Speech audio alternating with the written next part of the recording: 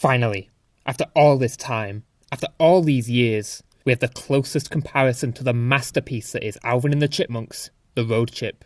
The question I have though, is can Sonic stand up to such an industry-defining film?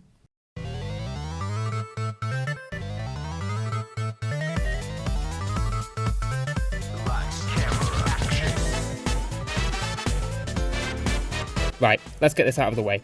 6-year-old me was a huge Sonic fan. Every day I'd get home and boot up my PS2 to the theme of Sonic Hero, Sonic Hero, don't know the words, but I still know the truth. And then later I'd watch me some Sonic Underground, Sonic Underground. They made about but they didn't, did they? Show got cancelled before they ever found their mother. Sorry to ruin your childhood. Anywho, this anxiety was the coolest thing, and I genuinely wanted Sonic 06 for Christmas. Cut to 19-year-old me, current me. I'm the opposite here. The closest thing to Sonic I've touched recently is Mania, and whilst that was fantastic and I enjoyed the hell out of it, it didn't make me a fan again.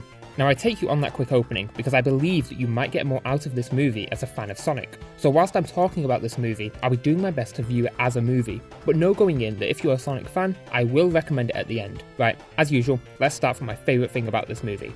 I found Jim Carrey really funny here. He was ridiculous. From the dancing and screaming and slapstick, he was genuinely more animated here than Sonic. His delivery got a consistent chuckle from me, and there were some great visual gags with him.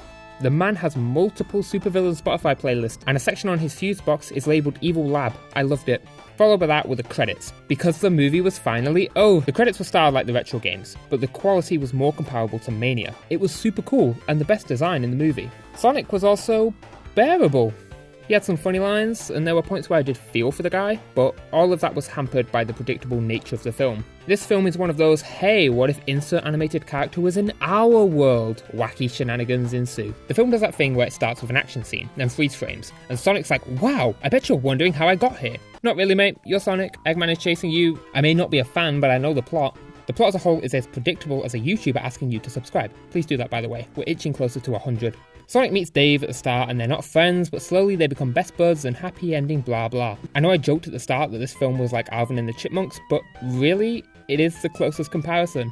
Just minus all the nails on a chalkboard singing. Compared to something like Detective Pikachu, a movie I enjoyed a lot, this seems to be playing it so safe.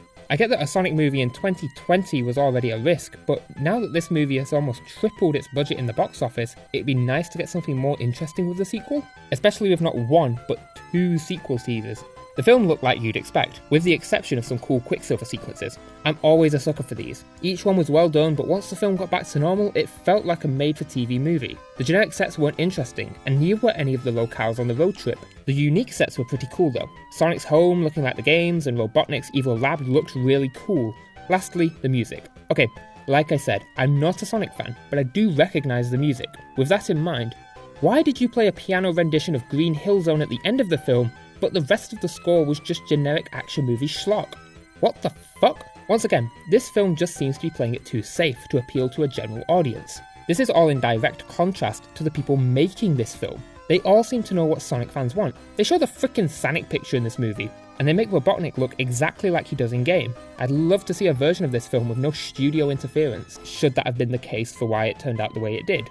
Alright boys and girls, it's spoiler time. Skip here to hear my final verdict. This film has no conflict. I'm serious. With one line, everything just goes out of the window. In this movie, Sonic is on the run because people want his unlimited power.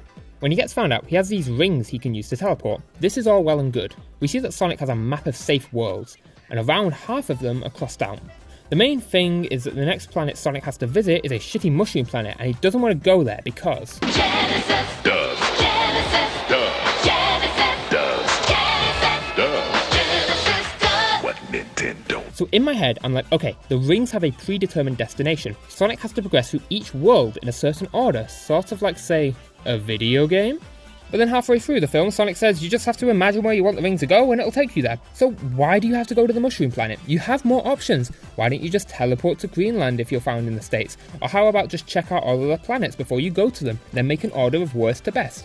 Sure, you'll have a shitty time to start with, but I'm sure it'll be worth it to save people stealing your power. You can use the rings to see where you're going and get them back afterwards, and you have a full fucking bag of them. That's way more than 8. This isn't even mentioning that Tom is seen drawing a direct route on a map to San Francisco at the start of the movie. The whole reason for this movie happening is that Sonic doesn't know the way to San Francisco. Okay, I'll stop whining now.